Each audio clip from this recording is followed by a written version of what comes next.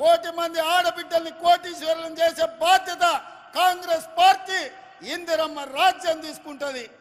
మరి ఇవాళ కేసీఆర్, కేటీఆర్, హరీష్ రావు, కవితమ్మ అంటారు రేవంత్ రెడ్డిని ఓడగొట్టాలి, కాంగ్రెస్ను పడగొట్టాలి.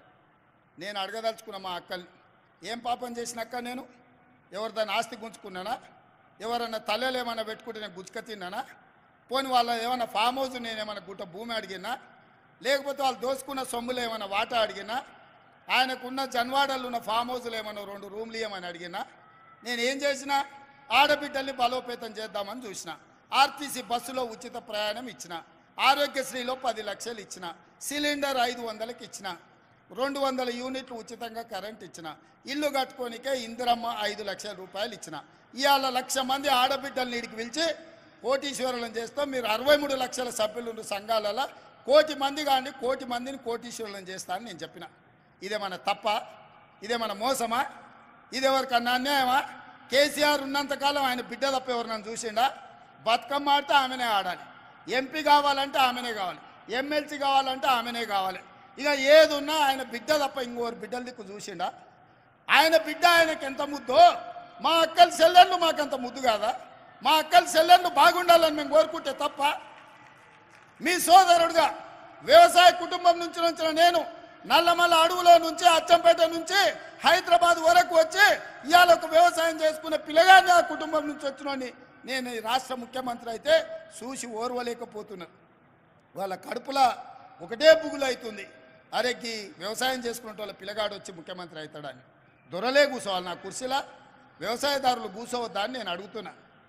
ఎందుకు ఇవాళ ప్రజలు మాకు తీర్పు ఇచ్చారు, మాకు ఓట్లు వేసారు. 93 లక్షల మంది మమ్మల్ని ఆశీర్వదించి ఆ కుర్చీలో కూర్చోబెట్టారు. ఏమన్నా అయ్య పేరు చెప్పి కూర్చున్నానా? విరాసతులు ఎవడన్నా పుణ్యానికి ఇచ్చిండా? లేకపోతే ఎవరి ఇంట్లో నన్ను ఉంటే రాత్రి కూడా దొంగతనం చేసిన మా అక్క? బాజాబ్తా ప్రజల దగ్గరికి వెళ్ళినాం, ప్రజలకు చెప్పినాం, ఇందిరమ్మ రాజ్యం తెస్తామన్నాం, కాంగ్రెస్ అధికారంలోకి వస్తుందన్నాం, 6 గ్యారంటీలు అమలు చేస్తామన్నాం. ఆ మాట తెలంగాణ ఇచ్చిన సోనియమ్మతోని మీకు చెప్పించినాం.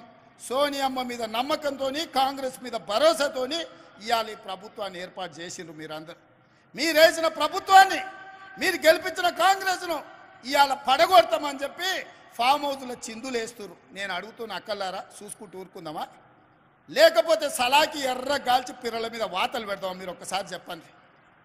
నేనైతే ఒక మాట చెప్పదలుచుకున్నా, ఎవడైతే ఈ ప్రభుత్వాన్ని పడగొడతానో, ఈ ప్రభుత్వానికి ఏదన్నా నష్టం చేకూరుస్తా అంటే ఊర్లలోకి వస్తే పొరకాటలు తిరిగేసి కొట్టూరు రక్క. ఎవడొచ్చినా సరే ఇంటి ముందరికి వస్తే, ఓటు అడగనికి వస్తే చేయి జాపమని రొట్టెలు చేసేటప్పుడు వస్తే సలాకి ఎర్ర గాల్చి చేతుల మీద వాతలు పెట్టురు. అప్పుడు కానీ సన్నాసులకు బుద్ధి రాదు.